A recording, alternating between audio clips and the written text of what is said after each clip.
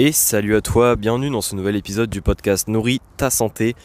Aujourd'hui, j'avais envie de te parler de un sujet qui me paraît intéressant de traiter et qu'on parle très peu. C'est est-ce que le plan alimentaire est fait pour tout le monde ? Et ça me paraît intéressant d'en parler parce que généralement les personnes sur les réseaux, donc tout ce qui est coach, etc., parlent effectivement par exemple de plans à je ne sais quelles calories, de journée type à je ne sais combien de calories par jour. Les coachs souvent parlent obligatoirement du plan alimentaire. Donc en fait, les personnes qui souhaitent se remettre en forme, qui ont des objectifs particuliers avec l'alimentation, ont tendance à croire que tout de suite, si on va suivre par exemple un coaching en alimentation, si on veut améliorer notre alimentation ou autre, on doit tout le temps passer par une étape de plan alimentaire. Et du coup, je voulais parler de ce sujet-là en mode est-ce que c'est obligatoirement nécessaire ? Pourquoi est-ce que généralement on en parle, parce qu'il y a quand même beaucoup d'avantages. Est-ce que pour certains types de personnes c'est pas du tout adapté et dans quelle situation il faut mieux peut-être s'abstenir du plan alimentaire et de façon temporaire voire définitive. Donc je vais parler un petit peu de tout ça. Et donc pour rappeler vite fait le plan alimentaire, quand je dis plan alimentaire ici, c'est vraiment avoir un plan de la journée. Donc soit un plan de la semaine, soit un plan juste à la journée, ça dépend comment ça fonctionne, ça dépend comment la personne qui l'a conçu fonctionne.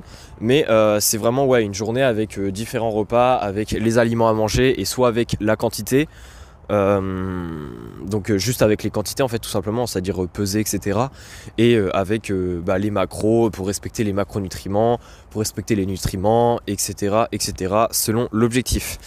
Donc généralement en fait les plans alimentaires, déjà pourquoi est-ce qu'on en parle ?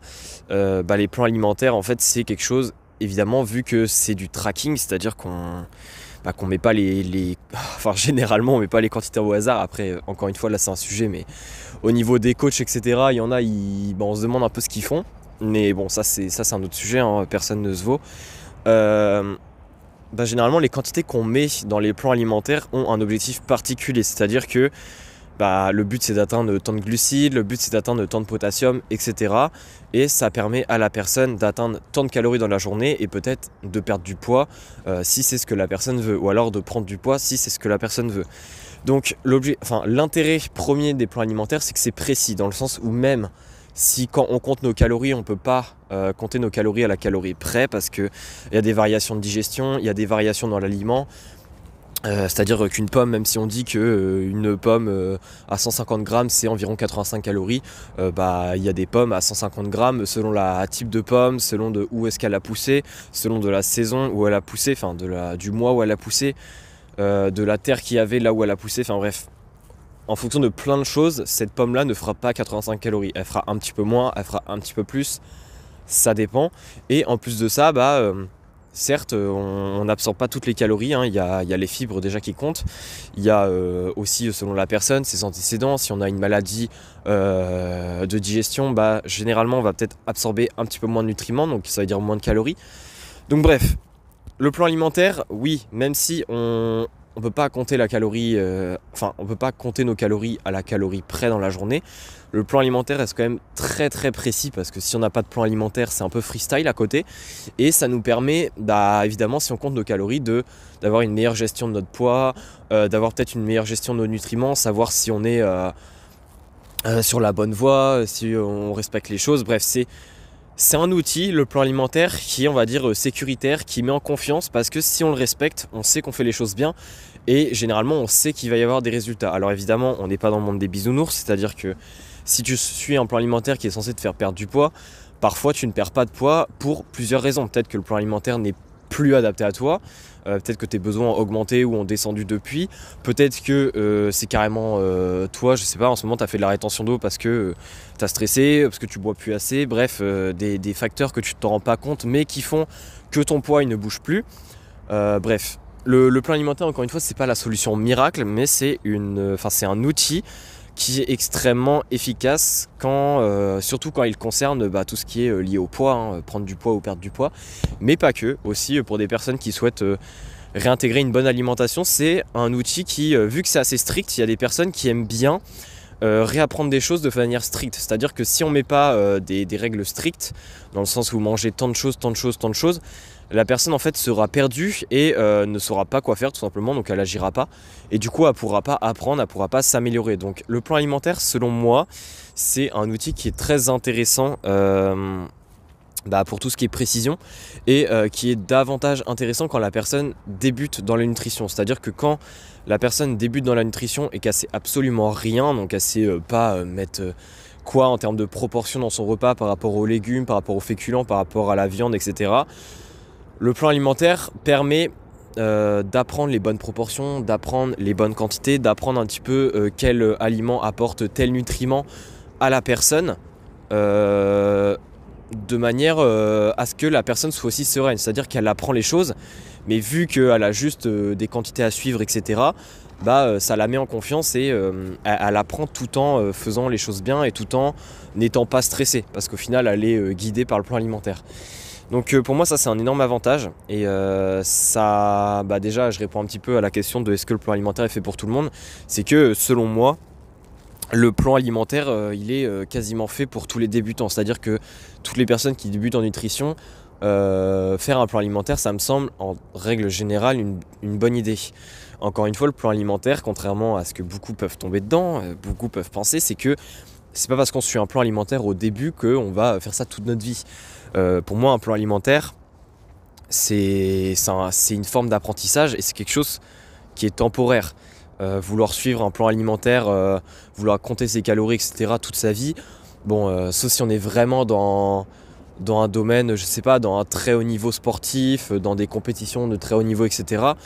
Selon moi, ça n'a aucun intérêt, dans le sens où le ratio bénéfice-risque, il est carrément négatif à très très long terme. On se met beaucoup trop de contraintes pour ce que ça nous apporte. Après voilà, encore une fois, chacun est libre de faire ce qu'il veut. Mais en tout cas, quand on débute dans la nutrition, pour moi, c'est intéressant de passer par là pendant quelques mois. Pas forcément une année, mais ça peut être quelques mois, on peut déjà apprendre énormément. Par contre, il y a quand même des cas où les personnes, pour moi, suivre un plan alimentaire, c'est peut-être pas le mieux. Alors, déjà, le premier, c'est lié à la situation familiale. Alors là, je vais pas donner des exemples ultra précis, parce que je peux juste pas donner des exemples ultra précis, dans le sens où c'est tellement... on va dire le cadre d'une vie d'une personne est tellement variable que c'est super compliqué de donner un exemple ultra précis qui fait que suivre un plan alimentaire n'est pas adapté. Mais par contre, ce que je peux faire, c'est parler des différents facteurs qui peuvent amener au fait que peut-être suivre un plan alimentaire, c'est pas la meilleure solution pour le moment. Donc déjà, il y a la solution familiale. Pour faire simple, si tu vis tout seul, c'est largement plus simple de suivre un plan alimentaire que si tu vis pas tout seul. Si tu vis avec quelqu'un, ça complique un petit peu, mais ça reste faisable. Généralement, je veux dire, il suffit que la personne comprenne pourquoi tu fais les choses, etc. Comprenne ta volonté ou autre, ça se fait très bien en règle générale, c'est pas le problème. Par contre, là où ça se complique, c'est généralement quand tu as des enfants, surtout quand ils sont très jeunes, avec on va dire un peu le rythme de vie ou autre, ça peut être un peu plus compliqué. Et en fait, même si en soi c'est possible, c'est pas parce que c'est possible que c'est quelque chose que tu dois faire, dans le sens où parfois c'est possible, mais si tu le fais, ça te met tellement de contraintes que le plan alimentaire, peut-être tu vas le suivre, mais derrière il y aura énormément de stress, il y aura en fait trop de contraintes qui font que le plan alimentaire, certes il apporte sa part de bénéfices, mais toutes les contraintes à côté vont faire que la part de bénéfice ne va pas se valoir. C'est encore une fois un peu le ratio bénéfice-risque en quelque sorte. Donc ça c'est le premier, c'est un peu le cadre familial. Après il y a aussi les objectifs en eux-mêmes, c'est-à-dire que oui, un objectif de poids suivant un plan alimentaire, c'est très intéressant. Par contre, si tu as un objectif de un petit peu de relation avec la nourriture, tout ce qui est un peu comportement à table, se familiariser avec les aliments, les voir d'une différente manière, etc. Je pense que suivre un plan alimentaire, c'est pas forcément la meilleure des solutions. Encore une fois, quand on rentre un petit peu plus dans la psychologie, le plan alimentaire parfois peut poser plus de problèmes, ou c'est peut-être un sujet un peu plus compliqué. Donc ça c'est aussi à voir au cas par cas, mais c'est quelque chose qui peut aussi faire varier la décision pour l'utilisation de cet outil.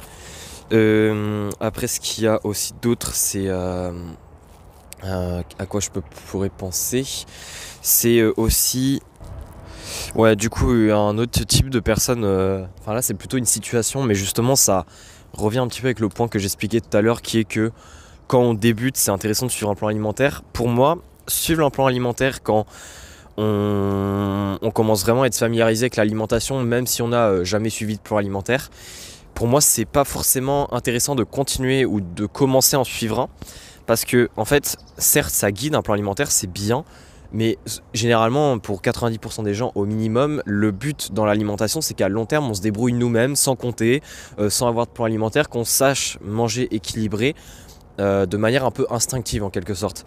Et si on continue à suivre un plan alimentaire, c'est pas ça qui va nous aider au mieux à être plus instinctif avec notre alimentation. Et du coup, il est selon moi contre-productif de suivre un plan alimentaire quand on a vraiment, on va dire par exemple on a le poids qu'on veut, etc. Mais on est vraiment dans une phase un peu de stabilisation, dans une phase de retourner à l'alimentation d'avant, c'est-à-dire à retourner à une alimentation qui est totalement dépendante de nous, et que on doit se débrouiller tout seul, c'est-à-dire on doit se débrouiller sans compter, on doit savoir à peu près quelle proportion à vue d'œil mettre dans l'assiette, etc. Pour moi là, le plan alimentaire n'est pas adapté. Donc après je pense qu'il y a d'autres cas encore, peut-être que je voulais dire, mais j'y pense vraiment pas là pour le coup. Mais le but de cet épisode c'était vraiment de te faire comprendre en fait que le plan alimentaire c'est pas une obligation, c'est pas quelque chose par laquelle tu dois forcément passer, hein. C'est pas une case qui est obligatoire, c'est une case qui est fortement recommandée, c'est-à-dire je pense que dans la majorité des cas c'est toujours intéressant d'y passer, ça t'apprend pas mal de choses, mais encore une fois c'est pas avec tellement il y a de profils différents en fait, un outil ne peut pas correspondre à tout le monde, et le plan alimentaire c'est pas une exception à ça, c'est-à-dire qu'il correspond pas à tout le monde. Et ça, faut le comprendre. Donc, si tu as des questions, encore une fois, comme d'habitude, hein, tu n'hésites pas à me poser les questions sur Instagram. J'y répondrai. Si par exemple, tu veux m'expliquer vite fait ton cas, etc., et tu veux avoir mon avis sur le sujet, je peux toujours te répondre en mode est-ce que ça me paraît intéressant que t'en suives un ou pas. Bon, après, encore une fois, même si tu m'envoies un message, il faut vraiment que tu me détailles si tu veux que je te réponde, parce que c'est tellement individuel que j'ai pas envie de répondre à côté, c'est-à-dire que je connaisse pas assez d'informations pour pouvoir te répondre par rapport à toi. Mais n'hésite pas en tout cas si tu veux faire ça, et puis aussi à noter le podcast, hein, pour me soutenir, ça fait toujours plaisir. Et puis on se dit à la prochaine, allez ciao ciao.